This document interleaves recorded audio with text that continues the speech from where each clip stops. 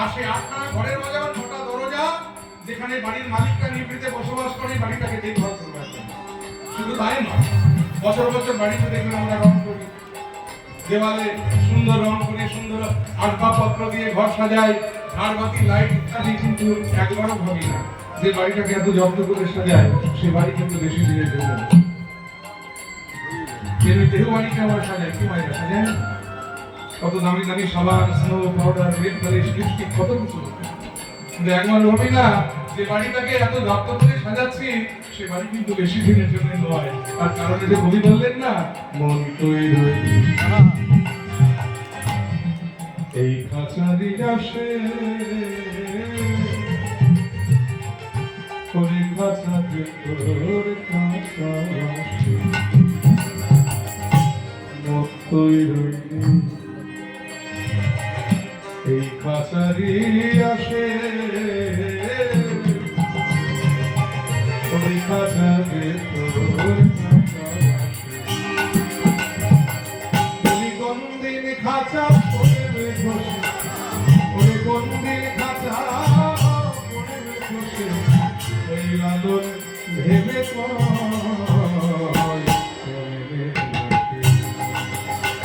এই খাঁচা ভিতরে রাখে পাখি কেনে আসে যায়, এই জয় পাখি কেনে আসে যায়, কোথারে ধরতে পারলে আমি দিতাম পাখির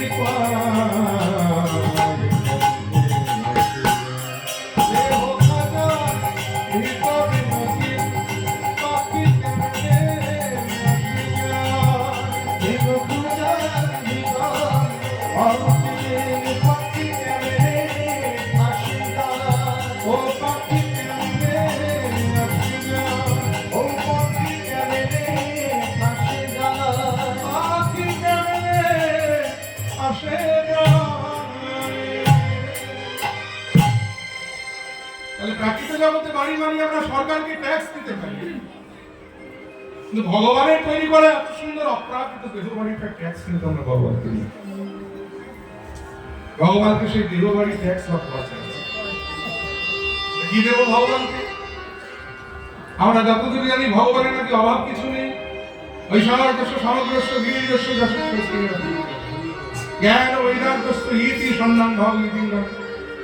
ঐশ্বর্য, বীর্য, শ্রী, যশ, জ্ঞান, বৈরাগ্য যাতে পূর্ণরূপে বিদ্যমান, এই বিশ্ব ব্রহ্মাণ্ডের মতো কোটি কোটি বিশ্ব ব্রহ্মাণ্ড যা, তাতে কোনো কিছুর অভাব নেই। কিন্তু এত কিছু থাকতে দেখবেন ভগবানের একটা স্বভাব আছে। ভগবান চোখ বুঝে হা করে বসে থাকে, ভক্ত কখন তাকে একটা নকল আনে, ওষুধের মাধ্যমে নকলি খাওয়া। আপনি এক্ষুনি দোকানে কিনতে যান, 2 টাকা নিয়ে তাতে যতগুলো দোকানদার দেবে তা দিয়ে 10 দিন হলেও ভগবানকে দিতে পারে, কিন্তু সেটুকু আমরা ভগবানকে দিতে পারি, বাজে খরচা হয়ে যাবে। একজনের অনেক ধন সম্পদ তো সেবা ভগবান জানেন, কিন্তু তার স্ত্রী আবার একটু ভক্তি, স্নান সেরে ভগবানকে একটু জল মিষ্টি দেন, বরাদ্দ 2 টাকার নকুল দানা দিয়ে 10 দিন চালাতে হবে, তার আগে চাইলে পাওয়া যায়। এই সব একটু বেশি বেশি দিতেই 6 দিনই ফুরিয়ে গেছে। স্বামী যখন বাজারে যাচ্ছে, স্ত্রী বলছে, শুনছো বাজার থেকে ফেরার কথা আমার গোপালের জন্য 2 টাকার নকুল দানা বলছে, কিন্তু সেদিন এনে দিলাম, এর মধ্যে ফুরিয়ে গেছে, যত সব বাজেট করে দেয়। 2 টাকার নকুল দানা ভগবানের জন্য আমি সেটা তার কাছে বাজেট করে দিচ্ছি। তাই বলি কি যে ভগবান আমার আমি বলছি যে ভগবান, এই যে একটু আগে শুনতে পেলাম তুমি নাকি বিশ্ব ব্রহ্মাণ্ডের মতো কোটি কোটি বিশ্ব ব্রহ্মাণ্ডের, তোমার নাকি কোনো কিছুর অভাব নেই, তোমার এত লোক কেন হয়ে যাবে? দোকানের নকুল দানার অভাব নেই, তোমার ধন সম্পত্তির অভাব। তুমি যাও না দোকান থেকে 2 টাকা কেন 10 টাকা কিনে খাও না, যে তোমায় বাধা দিচ্ছে। এই ভিখারির মতো ভক্তের কাছে চেয়ে খাওয়ার দরকার নেই। শাস্ত্রে বলেন বাবা, চেয়ে খাওয়ার কিনে খাওয়ার মধ্যে পার্থক্য আছে। এরকম প্রাকৃত জগতের এক পিতা বাজারে যাচ্ছে, তার ছোট্ট ছেলে মাইনাস বললো, বাবা বাজার ঘাট করে আমাদের খাবার নিয়ে ফিরো কিন্তু। বাবা বাজার ঘাট করে ছেলের জন্য গোটা 10 বিস্কুট কিনে নিয়ে বাড়িতে এসেছে। 10 টাকার বিস্কুট কিনেছে, ছেলের হাতে ঠোঙাটা দিয়েছে, ছেলে আনন্দে নাচতে নাচতে ঠাকুমার কোলে গিয়ে বসে ওখান থেকে বিস্কুট বার করে একটা একটা করে খেতে শুরু করেছে। বাবা দূরে দাঁড়িয়ে দাঁড়িয়ে দেখছেন, আরে কি স্বাদে আমার ছেলেটা বিস্কুট লুকাচ্ছে, না জানি বিস্কুটের কত টেস্ট, একটা বিস্কুট একটু খেয়ে দেখতে পারলো। বাবা একটু লোভ হয়ে গেছে, হাত বাড়িয়ে বলে, শোনা আমার একটা বিস্কুট দাও। ছেলে বলছে, আমার বিস্কুট তোমায় দেবো। এইমাত্র বাবা তার পকেটে নগদ 10 টাকা দিয়ে বাজার থেকে 10 খানা বিস্কুট এনে ছেলের হাতে দিয়েছে, আর যেই ছেলে বিস্কুটের ঢোকাটা হাতে পেয়েছে উনি বলছে, আমার বিস্কুট তোমায় দেবো।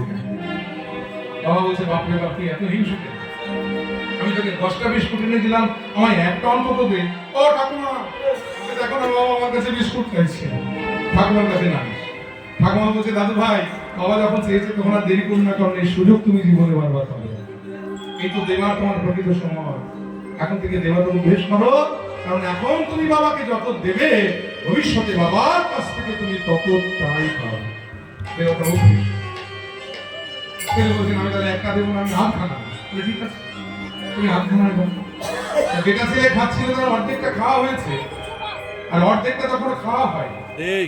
সেই আধখানা খাওয়া বিস্কুট নিয়ে গিয়ে বাবার হাতে দিয়েছে, আর বাবা কি করলেন দেখুন, ছেলের খাওয়া সেই আধখানা বিস্কুট বদলে দিয়ে পরমানন্দে সেবা করতে লাগলেন। আচ্ছা বাবারা ভাবুন তো, মায়েরা ভাবুন তো, ওই বাবা কি পারতেন না বাজারে গিয়ে আর 10 টাকা কেন 20 টাকার বিস্কুট কিনে খেতে বিশ্বাস? কিন্তু তা না খেয়ে ওই বাবা কি করলেন, ছেলের কাছ থেকে চেয়ে ছেলের খাওয়া আধখানা বিস্কুট খেয়ে তিনি সন্তুষ্ট হলেন। তাহলে যে বাজারে গিয়ে কিনে খাওয়া আর ছেলের খাওয়া বিস্কুট আধখানা চেয়ে খাওয়া, এই দুটি খাওয়ার মধ্যে কত পার্থক্য, এই জগতে যেজন বাবা হয়েছে একমাত্র সেই জন জানে। তাহলে প্রাকৃত জগতের পিতা সে যেমন তার ছেলের কাছ থেকে আধখানা খাওয়া বিস্কুট চেয়ে খেয়ে সন্তুষ্ট, তেমনি বিরাট সংসারের জগৎপিত আমার ভগবান ভক্তের কাছ থেকে মাত্র একটি নকুল দানা চেয়ে খেয়ে সন্তুষ্ট। তবে সেটুকু ভগবানকে দিতে পারি। ভগবান বলেন, বেশ দিও না জি, তোমরা কি ভাবছো যে আমি তোমাদের এই দেহভাগী ট্যাক্স বা কর স্বরূপ তোমাদের কাছে নকুল দানা বা মন্ডা মিঠাই বা আমি রাজভোগ, মিহিদানা, সীতাভোগ ইত্যাদি চাইতে এসেছি না। আমি টাকা পয়সা ধন সম্পদ চাইতে আসিনি। তাহলে চাইছোটা কি, সেটাই তোমার কাছে জানতে চাইছি।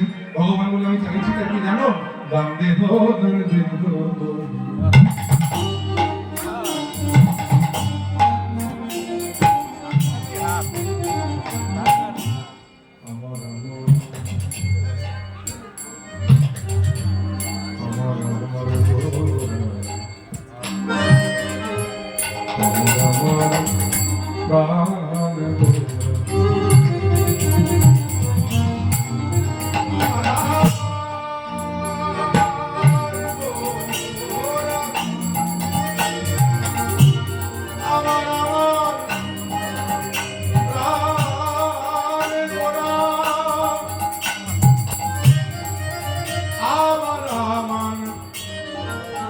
রসনা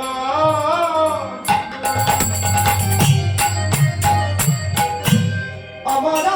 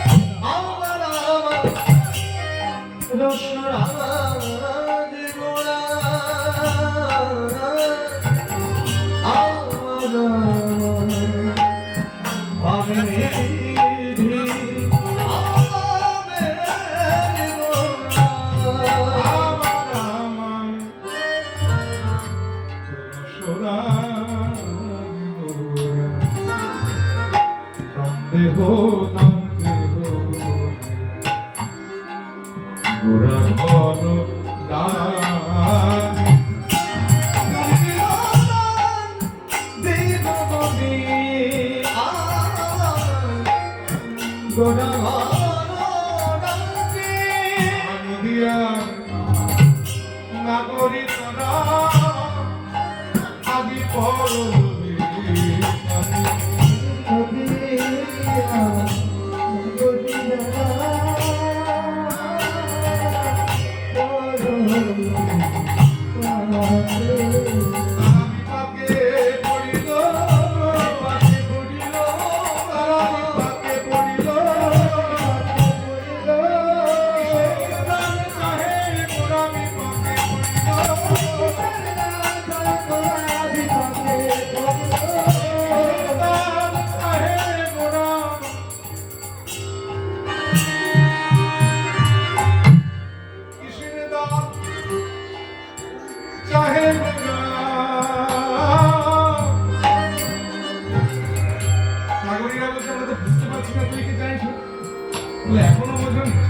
খুলেই বলি দাও বলে কি আমায় দেহ দান দেহ দান আমায় দেহ দান দেহ দান বলে গৌর ভগবান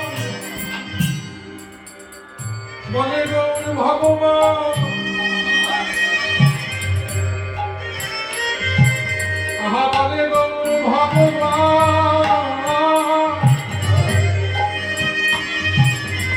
সেটাই তো জানতে চাইছি যে দেবতা তুমি বারবার বলছো দেহ দান কি দেব এখনো বোঝনি তাহলে একটু শুনে দেবো মানে হ্যাঁ তাই বলো আমরা তোমার মতো অত পণ্ডিত নই বাপু তুমি হলে নবদ্বীপের শ্রেষ্ঠ পণ্ডিত তুমি একটা কথা অনেক রকম ভাবে বলতে পারো না আমাদের বোঝাতে গেলে একটু বুঝিয়ে বলতে পারো বলে বেশ তাহলে আমি বুঝিয়ে বলি শোনো বলে কি ওই যে আমায় দেহ দান মানে দান দাও দান মানে কর দাও কি দেবে দেহ দান এই দেহটাই দিয়ে দাও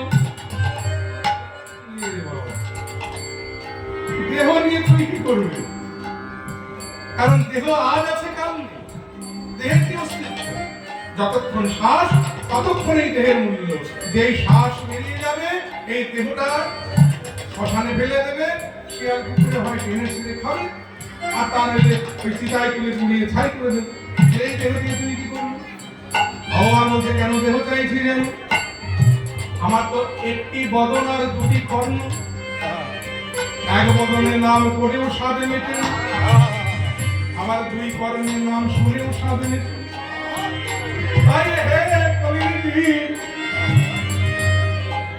তোমরা যদি তোমাদের দেহটায় আমায় দিয়ে দাও আমি লক্ষ লক্ষ দেহ পাবো আর লক্ষ লক্ষ দেহ পেলে লক্ষ লক্ষ বদন পাবো লক্ষ লক্ষ শ্রবণ পাবো তাতে কি হবে জানো কি আমি নাম গাইব আমি নাম গাইব আমি নাম গাইব আবার আমি নাম শুনব আমি নাম গাইব আমি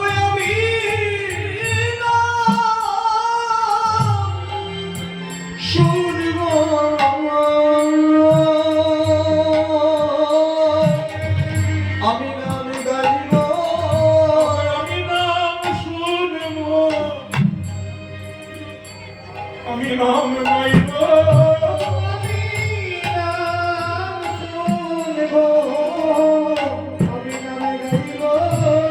আমি নাম শুনব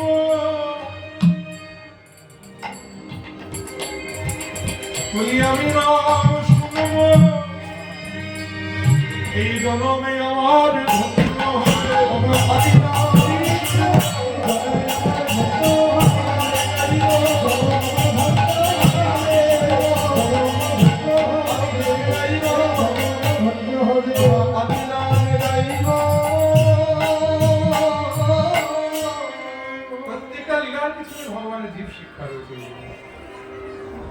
ভগবান বলছে জীব তোমাদের দেহটাই আমায় দিয়ে দেয় কারণ ভগবানকে যদি দিতে হয় সর্বস্ব উজাড় করে দিতে উজাড় করে যদি না দেওয়া যায় তাহলে ভগবানকে দেওয়া হয় ওই যে বলেছে না কিছু থাকতে তাকে পাওয়া যায় না একেবারে পূর্ণ আত্মসমর্পণ সর্বধর্মান্ন পরিত্যাগ মাং শরণাং ব্রজ সব কিছু পরিত্যাগ করে আমাকে স্মরণ করো আমার চরণকে আশ্রয় করো শরণাগতি তবেই ভগবানকে দেওয়া হবে আর ভগবানকে সম্পূর্ণরূপে না দিতে পারলে এই জন্ম মানব জন্ম ধন্য হয় না মানব জন্ম সার্থকতা সেখানেই পায় যখন ভগবানের চরণে নিজের বলতে কিছু না রেখে সর্বস্ব উজাড় করে দিয়ে দেয় তখন এই দেহ ভগবানের হয়ে যাবে আর দেহ হয়ে গেলে আমাদের দেহের প্রত্যেকটি অঙ্গ প্রত্যঙ্গ প্রত্যেকটি ইন্দ্রিয় ভগবানের দ্বারা পরিচালিত হবে বদন ভগবানের হয়ে যাবে শ্রবণ ভগবানের হয়ে যাবে তখন বদনের ভগবানের নাম উচ্চারণ হবে শ্রবণে ভগবানের নাম শ্রবণ হবে তবে জনম হবে যদিও আরেকটি কারণে দান আমি চাইছি কারণ আরেকদিন আমি চেয়েছিলাম যেদিন বৃন্দাবনে লীলা করেছিলাম সেই কৃষ্ণ অবতারে।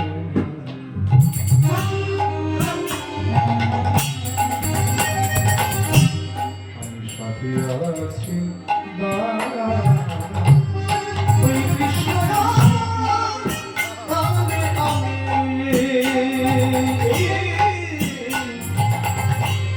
স্বামী আছি ওগো কৃষ্ণ অবতারে।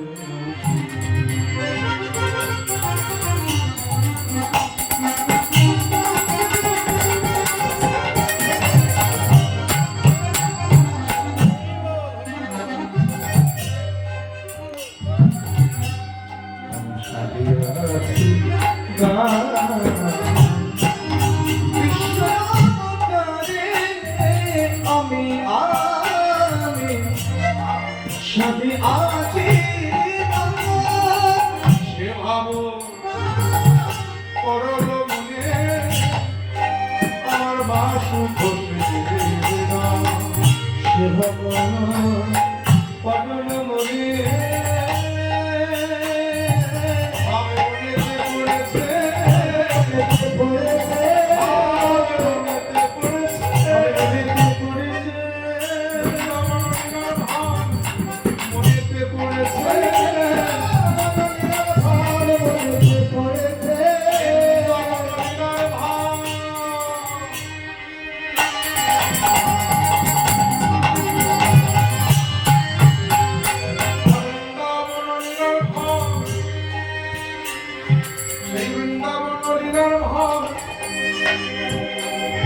আদি ব্রজ হতে দিয়া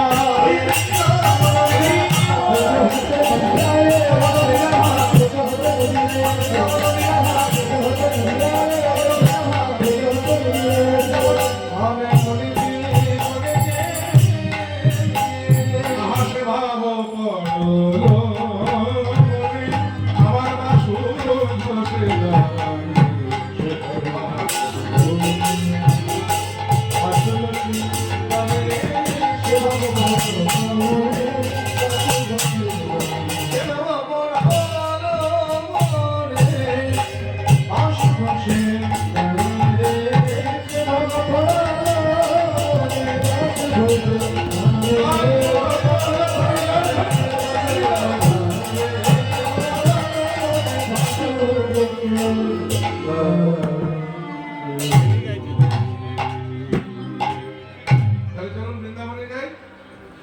এতক্ষণ নবদ্বীপে ছিলাম, এবার যাবো সেই মধুমাসী ধাম বৃন্দাবন। কিন্তু বৃন্দাবনে যায় বলে তার যাওয়া যায় না, অনেক দূরের পথ, সময় সাপেক্ষ ব্যাপার, টিকিট পেতে হবে, কনফার্ম ওয়েটিং লিস্ট হবে, জানতে হবে।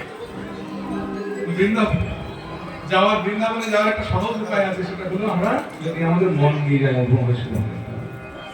কথা হলো মন যদি বৃন্দাবনে চলে যায়, বৃন্দাবন কোথায়? যেখানে নিত্য সেবা হয় বিগ্রহ, সেখানে বৃন্দাবন। যেখানে সাধু গুরু বৈষ্ণবের আগমন, সেখানে মধুর বৃন্দাবন। যেখানে হয় হরি নাম সংকীর্তন, সেখানে মধুর বৃন্দাবন। তাহলে আসুন এই বৃন্দাবনে আমরা সবাই মিলে আমাদের মনটাকে বলি, চল রে আমার মন মধুর বৃন্দাবন, যমুনা পুলিনে যেথায় আমার রব, চল রে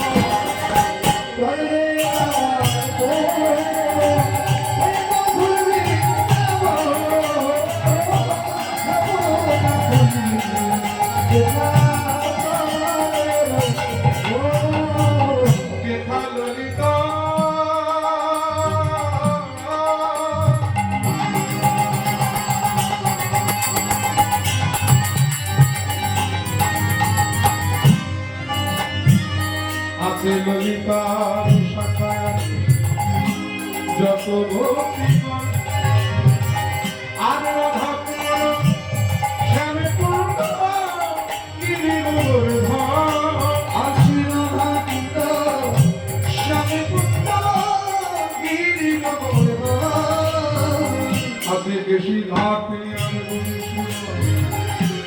নিকুঞ্জ সেই যমুনা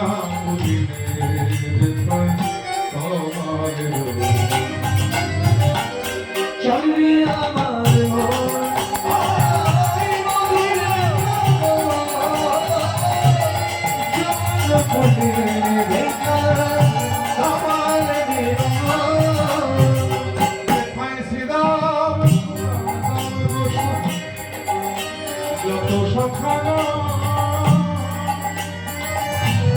আছে ধবলি শ্যামলি রাতি জন্ম গভীর আছি রামনি শ্যামলি আমি আবা মধুর মধুর বংশী বাজে সেই তো কোথায় রাখার রাজা গোপাল আমার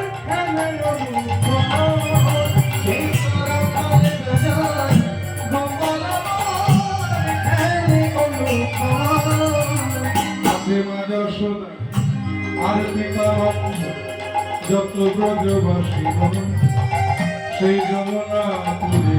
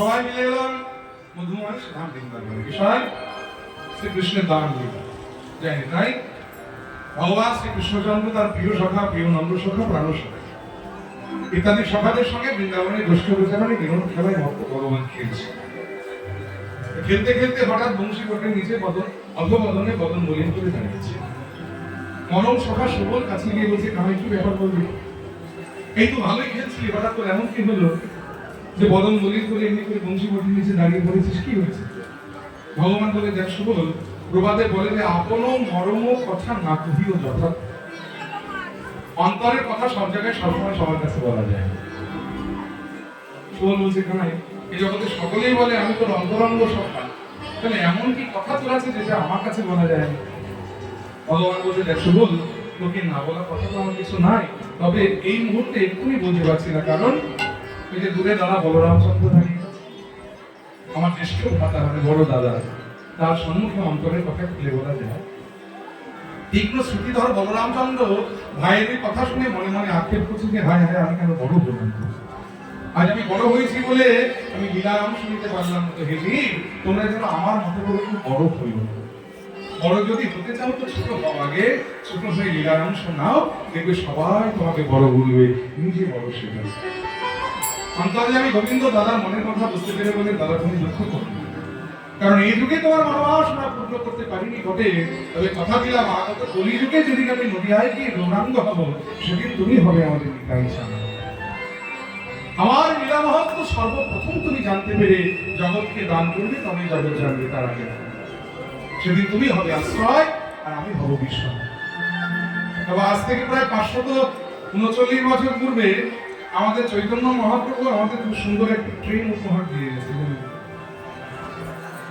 তবে ট্রেনটা লোকাল নয় এক্সপ্রেস এটা যেখান থেকে ছাড়ে আর যেখানে গিয়ে থামে মাঝখানে কোনো স্টপেজ নেই এই ট্রেনটা ছাড়ে নবদ্বীপ ধাম থেকে আর থামে গিয়ে বৃন্দাবন হয় মাঝখানে কোনো স্টপেজ নেই আর এই ট্রেনটার নাম কি জানেন ট্রেনটার নাম হলো প্রেম এক্সপ্রেস আর এই নবদ্বীপ থেকে গৌরাঙ্গের প্রেম এক্সপ্রেসে চেপে যদি কেউ বৃন্দাবন যেতে চায় তাহলে নবদ্বীপের টিকিট কাউন্টার থেকে আগে একটা বৃন্দাবনের টিকিট কেটে নিতে। আর নবদ্বীপের টিকিট কাউন্টারে ওই বৃন্দাবনের টিকিট দেওয়ার জন্য যিনি বসে থাকেন তিনি বলেন আমাদের নিতাই চাঁদ।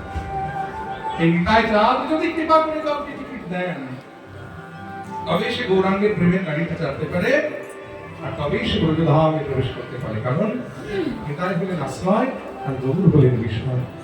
নিতাই চরণ আশ্রয় না করলে গৌর বিষয় পাওয়া যায় না, আর গৌর বিষয় না পেলে ব্রজ লীলার স্মরণ করা যায় না। বলরামচন্দ্র বলেন বেশ ভাই, তাহলে তোর লীলা তুই কর, আমি আজ থেকে আর তো লীলার মধ্যে রইলাম না। এই দেখ আজ থেকে আমি বৃক্ষতলে ঘুমাবো। যেদিন এই ব্রজ ছেড়ে নদীয়ায় যাওয়ার সময় হবে সেদিন দাদা চৈতন্য হল বলে আমায় ডেকে নিয়ে যাস। বলে কানা এবারে তো দাদা ঘুমিয়েছে, এবারে বল তোর মনের কথা কি? ভগবান বলেন দেখ শুভ, তোর বদন পানে চেয়ে না আমার সেই প্রেমময়ী রাধারানীর কথা মনে পড়ে গেছে। এই সুবলকে বলা হয় গোবিন্দের রাধার উদ্দীপনের গুণ। অবশ্য তারও একটা কারণ আছে। কারণটা কি? সুবলের বদনের সঙ্গে আমাদের রাধারানীর বদনের একটু মিল আছে। মিলটা কেন আছে একটু ভুলে গেল। রাধারানীর পিতার নাম দেখুন বৃষভানু রাজা। এই বৃষভানু রাজারা তিন ভাই, অর্থাৎ বৃষভানু, চন্দ্রভানু, সুভানু। বৃষভানু রাজার দুটি কন্যার একটি পুত্র। পুত্রটি সকলের বড়, যার নাম শ্রীরাম, যিনি ভগবানের প্রিয় সখা। আর কন্যা দুটি হলেন রাধারানী। রাধারানীর ছোট একটা বোন ছিলেন যার নাম ছিল অনঙ্গ মঞ্জুরি।